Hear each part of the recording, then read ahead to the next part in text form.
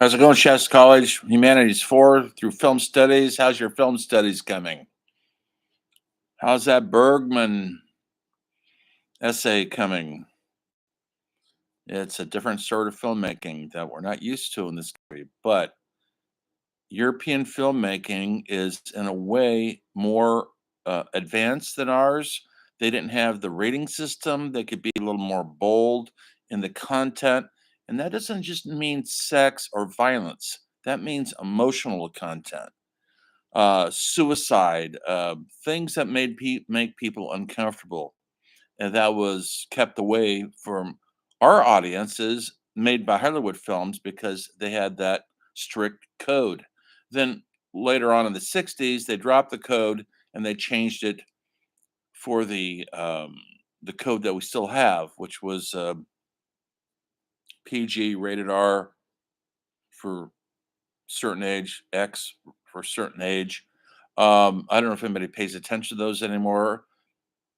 I don't know if everything's available to people online, so maybe that's different.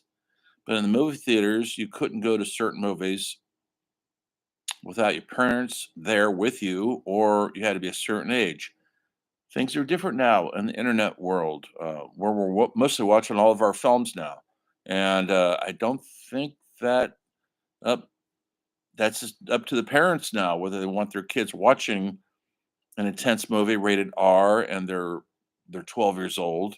That is no longer up to the authorities at the movie theater to stop you from seeing it. So that's a different world, and we could talk about that. I will make a uh, whole lecture about that probably in the weeks to come about how things have changed in cinema, and we've gone from movie theaters to what we're now streaming on everything from smartphones to smart TVs to our tablets, laptops, etc.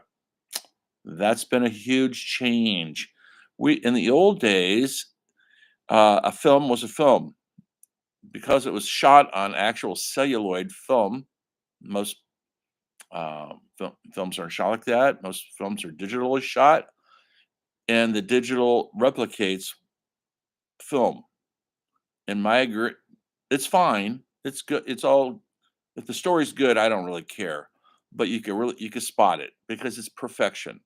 And life isn't perfect, and films shouldn't be perfect either. Few filmmakers still use celluloid. It's very expensive, and only the top directors get to keep using it. Quentin Tarantino's one of them. Christopher Nolan's another one. There are others, but they're very usually top of the pile when it comes to uh, cinema. Maybe Steve Spielberg. You'd have to Google that one. But there's visionary cinema directors uh, like Steven Soderbergh. Maybe seen Ocean's 11, 12, and 13. All those movies. Well, his last two movies was shot on a smartphone, and he wanted to do that. He said from now on, that's all he's going to shoot and these are $1 million movies. He's not doing it for budgetary. He's doing it because he likes the technology and how the technology allows him to film these interesting stories, whereas a movie camera is too bulky, too cumbersome to do that. The digital world is literally lighter weight world of camera equipment, lighting equipment, sound equipment, and but don't think he's shooting just on a raw smartphone. He has applications on it. He also has different lenses on it. They have all sorts of stuff they add to it to bulk it up to more of a cinema camera look about it. So that's the technology has really changed. And we're going to have a whole new lecture on that next week. Not tonight, but what I'm talking about tonight is where we are in the course. In the course, we've got probably 6 more weeks left, I think, and so we're got to start going downhill. We've been going uphill this whole time. Did you know that? Anyway, right now I want to talk about genres. Does anybody know what genre is? You know what the word means? Just raise your hand. Oh, yeah, you're not out there, are you? It's a French word for category. Simple as that. It's a category. But the French, because they essentially almost invented cinema 130 years ago, a lot of the terminology we use, auteur filmmakers, the author of their work, so much more. Film noir, black film, that's this is all French terms, and we still use them. A genre is another one. We've adapted it to our own language, but it comes from that source. And so, what is a genre? What is a category of film? What do you think a category of film is? Now, you might say drama or comedy. Yeah, no, not really. Those are definitely categories, but they're too broad, they're too general. So, you want to break those down. You want to break drama into thriller, horror, historical drama, sci-fi. Um, there's a million different genres, subgenres of drama. So if I gave you a test and said, name a genre, and you said drama, I'd say no. You have to be more specific. It's just too general, too broad. Same with comedy. It's is it a rom-com? Is it a what kind of comedy is it? Is it a coming of age comedy? Is it dying of old age comedy? Yes, they have those. Anyway, what kind of comedy is it? Break it down into its own genre.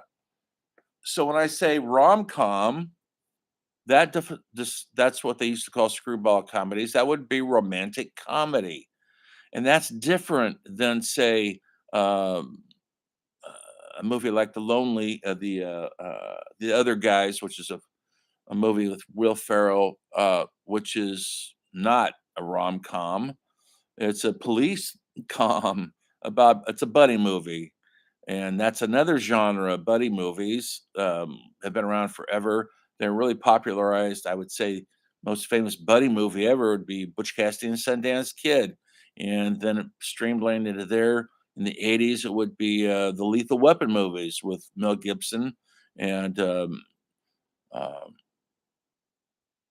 Danny Glover, and now we have all sorts of these kind of comedy duos like Will Ferrell and whoever he's teamed up with. He's made several movies. It's John C. Reilly. Those are buddy movies about different stories, different, but they are buddy movies. Women can have buddy movies too, but mostly buddy movies is a different genre. It's two guys who are buds and they go through funny shit like Wedding Crashers, things like that, with Oren Wilson and um, Vince Vaughn. So anyway, there's all sorts of genres out there and subgenres, and it's important to when you're writing about your films or seeing a film or talking about your films to your friends to identify it in that manner because it makes you look knowledgeable, makes you look like a cinephile, which is not a bad word. It means somebody who's obsessed with cinema. You're looking at one right here. Um, there's a fancier word called cineast, which is another French word, but cinephile will definitely do. People like Quentin Tarantino, Martin Scorsese, or Spielberg, or cinephiles of the highest order. They know cinema back and forth. They know not only who directed a film from 1939, who was the photographer, who was the sound man, who was the music, who not just the actors, all the top players, but they know the actual technicians. That's how good they are. I'm pretty good, but I usually stop at that director of photography, uh, you know, um, or who did the musical score, like Bernard Herrmann would do a Taxi Driver movie score, Alfred Hitchcock, or John Williams would do, Star Wars. You know those sounds when you hear it. Danny Elfman does all the Tim Burton soundtracks. They have distinct sounds. Um, the guy from Nine Inch Nails has doing a lot of soundtrack right now. So it's the soundtracks are very, very important. unless they're just dropping the needle on popular songs of the day. That's different. I'm talking about actually writing a musical score for a film. Speaking of musical scores, musical would be a genre. Do you like musicals? Do you not know them? I bet you have a favorite. Are you embarrassed to say what it is? Because a lot of people think musicals are kind of frivolous and silly. They aren't. Uh, there's a lot of great modern musicals. Into the Woods, um, Les Mis, Chicago. I don't have a list in front of me, but you probably have a favorite one, something new. Into the Heights, Hamilton. They're still making musicals, and they're still powerful because you could tell this story, a powerful story like in Hamilton, and put it to a soundtrack that makes you want to keep coming back because you like the soundtrack. In my day, it would been I like rock and roll, so I love all rock and roll musicals, from the Rocky Horror Picture Show to Hair to Godspell to Jesus Christ Superstar. I dug all that when I was younger because it was rock and roll, and so it got my attention. And then I looked at the story, the acting, what it was, and that drew me in even further. Before that, in the '60s, it would be Hello Dolly, which I don't really care about. It's okay if you love Barbara Streisand, but she did some good ones. Funny Girl, some classic '60s musicals would be West Side Story, probably one of the greatest soundtracks to ever be in a musical. Leonard Bernstein, same as Stephen Sondheim. Then there'd be Sweeney Todd's. Stephen Sondheim's music is incredibly complex and beautiful and dark and sinister. Just watch Sweeney Todd with Johnny Depp. You'll know what I'm talking about. Um, Mary Poppins. Come on, you knew you saw it when your parents probably forced you to watch it. Sound of Music. These were really popular, but music in the '60s, and they were fading in the '60s because the Vietnam War was going. The youth market, which are people my age, were tired of that fantasy. We wanted to see reality. We wanted to see Easy Rider, Five Easy Pieces, which I'm asking you to write about. We wanted to see more realism, so that musical kind of went by the wayside. When the Rocky Horror Picture Show came out, it was a bomb, huge bomb. Uh, it wasn't until 4 or 5 years after it came out became they started showing it on the midnight circuit, and it was a huge hit. It's still playing on the midnight circuit up in some towns. In Portland, plays at the Clinton Street Theater. I used to live up there. It's still playing, I think, once a month on midnight, and it's sold out. People are still coming dressed up like the characters from the movie. That's a powerful. That's not just liking a movie. That's a cultural shift. So a movie can culturally shift our culture.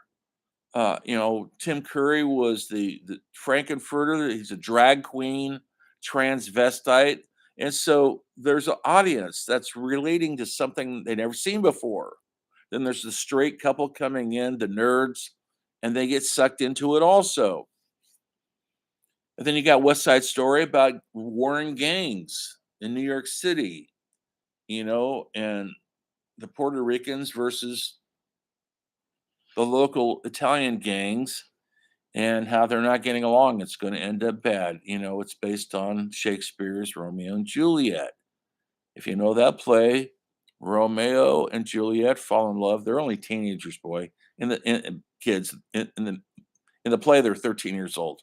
Um, they fall in love, but they're in different families. They're at war with each other. It's it's what they call it's a tragic story because nothing's good going to happen in this play. People are going to die over this feud with these families. It's not going to turn out well for anyone. That's the beauty of tragedy. Tragedies are tragic because it happens to good people. A tragedy isn't tragic if it's a bad person. Halloween isn't a tragic because Michael Myers is a bad person. But Macbeth is tragedy. Yes, he's a decent warrior, but his wife is bad, and they do crappy things by murdering everybody. And so that's why it's called the tragedy of Macbeth. Tragedy of Hamlet. Hamlet's a decent guy until he derails into madness trying to get the revenge of the murder of his father.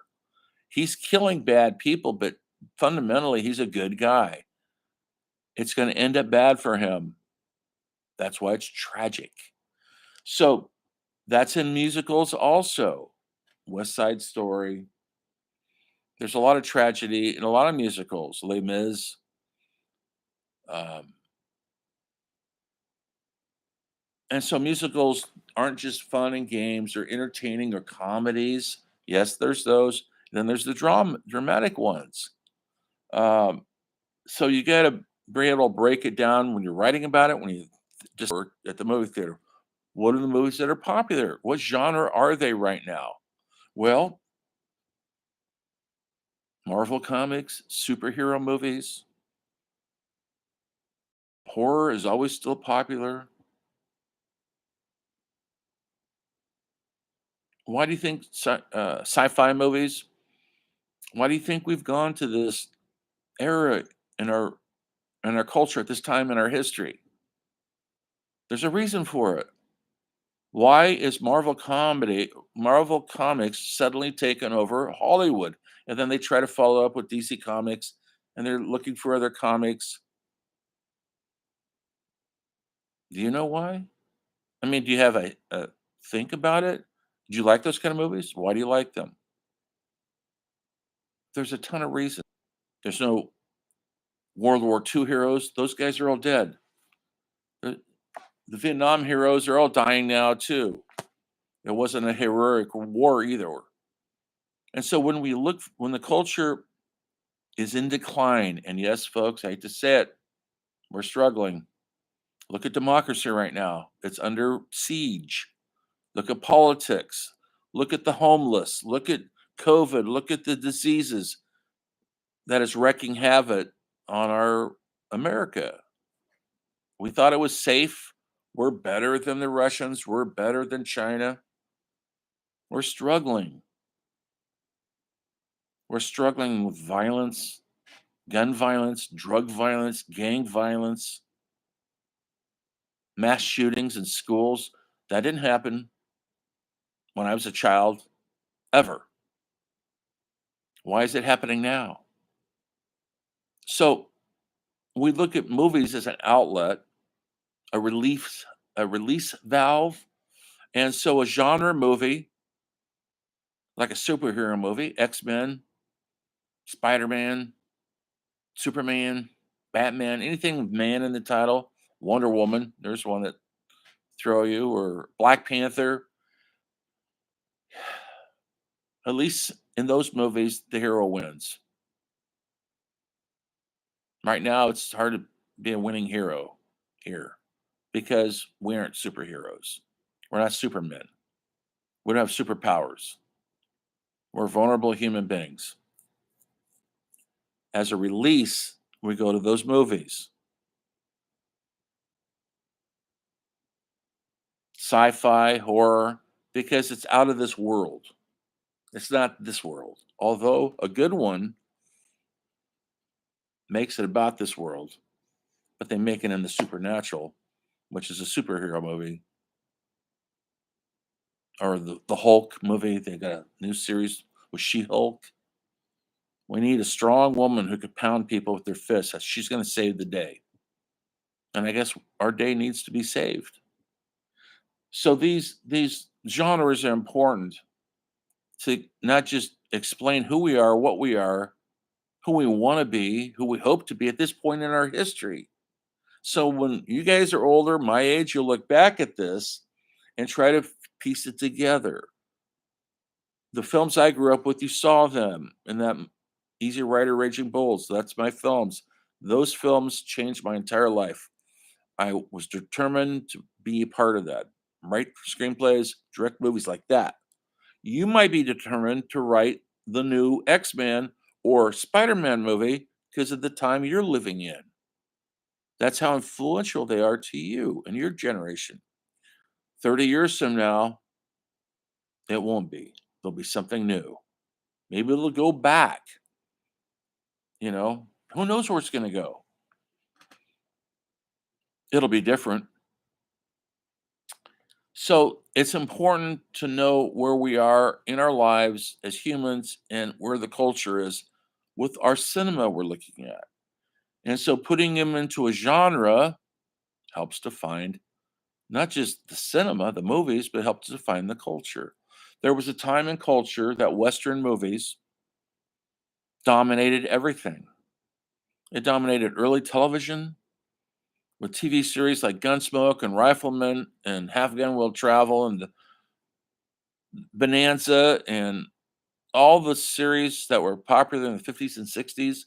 At one time, like in 1961 or something, was like something like 40 westerns series on TV. That's how dominant they were. They dominated early cinema. In 1939, when John Ford made the first what they called adult western, it's about adult themes. I mean, yeah, I don't mean adult age wise. I'm talking about the themes. It wasn't just a good guy against a bad guy. It was a gray area. Ringo is a gunfighter. His girl he falls in love with is a prostitute. These aren't normally what we call good people, but they were the good people in the movie.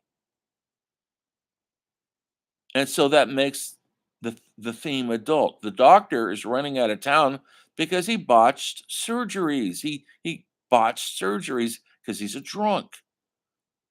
He looks like a good guy and he is, but he's done bad things. Accidentally being a drunk, it's a disease. The banker's running off. He's a corrupt corporate drone like we have so many of in Wall Street right now, running off with our money, running off with our pensions. So that film had each of these characters, the gambler, he's sort of the no good guy, but he's kind of a hero because he tries to take care of the woman. The pregnant woman's going to see her husband. He's killed for it. He's a gambler. Now, normally we'd stay away from them because they're corrupt, but he wasn't. He was a decent guy. He was chivalrous. He stood up for that woman, and he was killed for it by the Indians who were attacking. So that movie was groundbreaking in its themes because it showed a slice of who we are, American characters. We're all not just one way or the other. We're a melting pot. So westerns from then on were attacking these adult problems, like a Shane. The gunfighter comes, he wants to put his guns down. He can't because there's evil in the town. He's got to go help the town. He's got to put his guns on and kill yet again. And a child worships him. Child thinks he's so cool. He's like a rock star, but he doesn't like who he is. Shane doesn't want to be that anymore. And he rides out of that town, and it's sad because that child loves him so much. But Shane is a killer. He can't live in polite society. He knows that. He's not a psycho killer. He's not a criminal killer, but he does kill people with his gun because he's a hired gun or had been.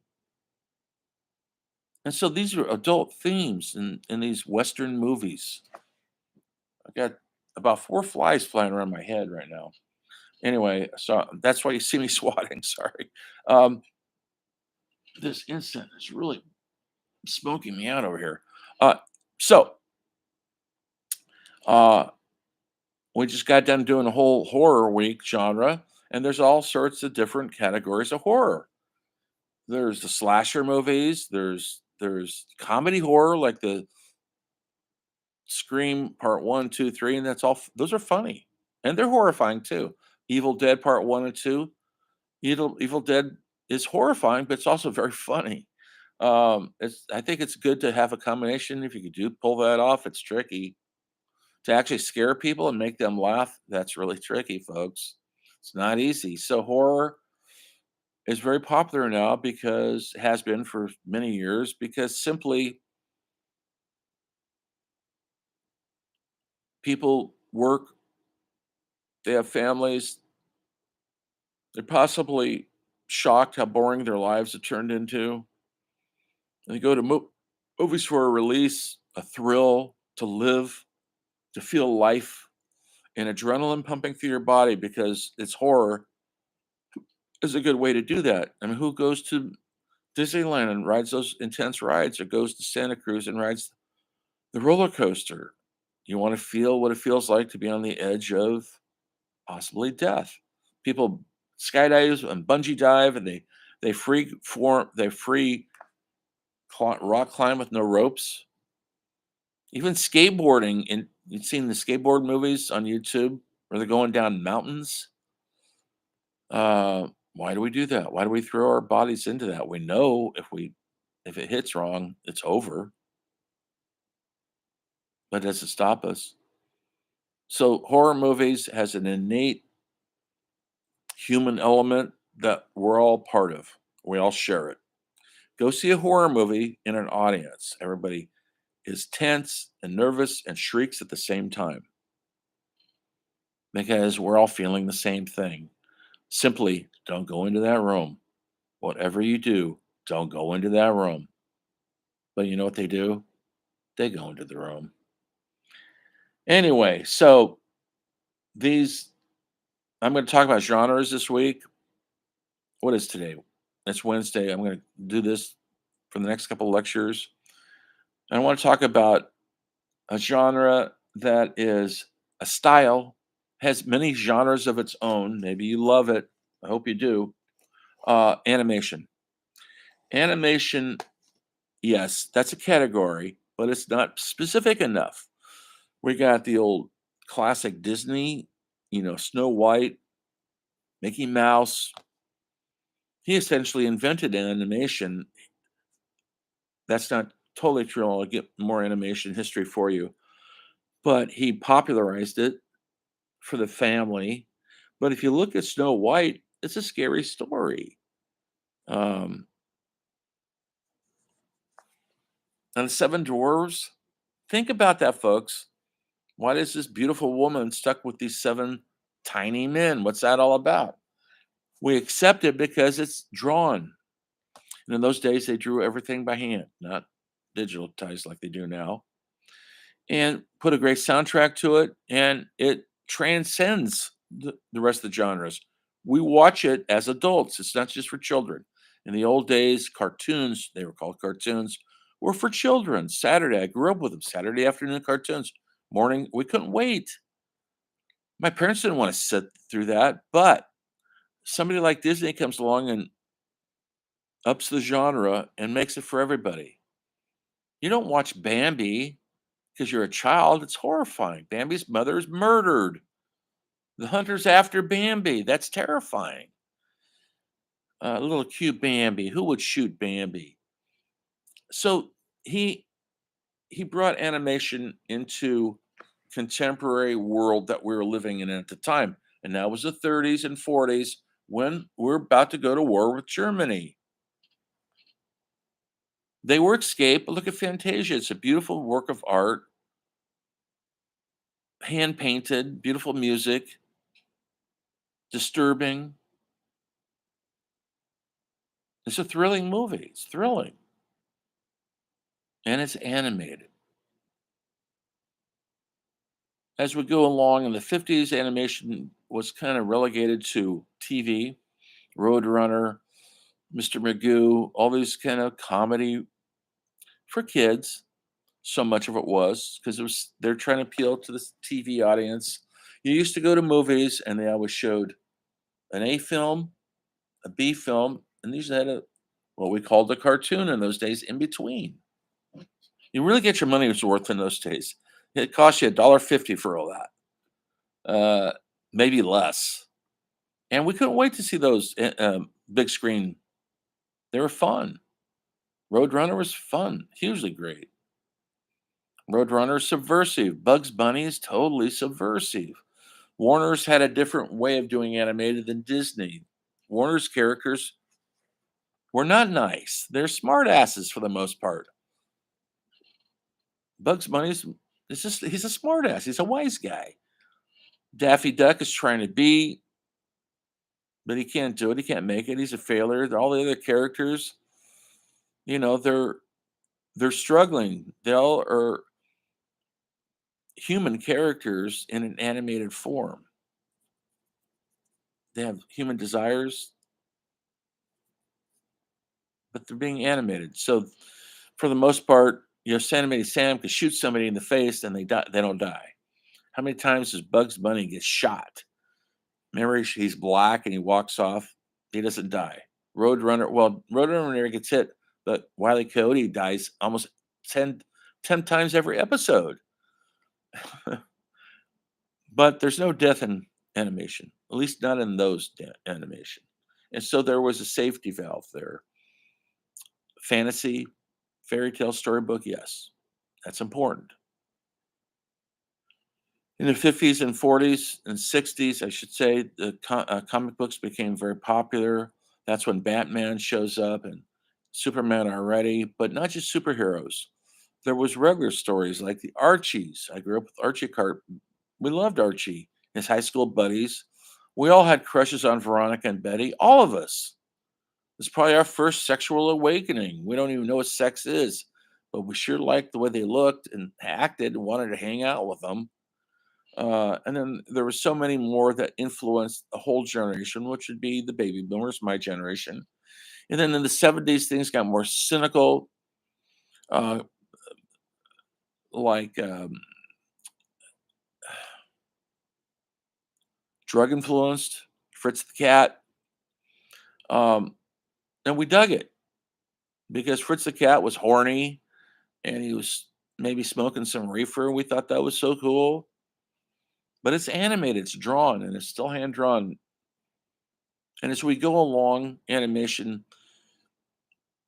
because it's expensive and hard to do, kind of fell by the wayside in Hollywood.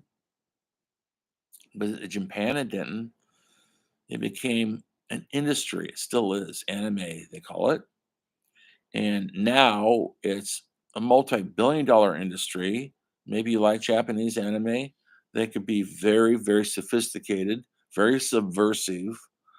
And they're not just cute cartoons being cute. Yes, they have those, but they have other ones that are beautiful to look at. They're works of art. And so Japanese anime sweeps you off into a world that a fantasy world, no different than Games of Thrones or whatever's popular right now. All the dragon movies we have on Netflix.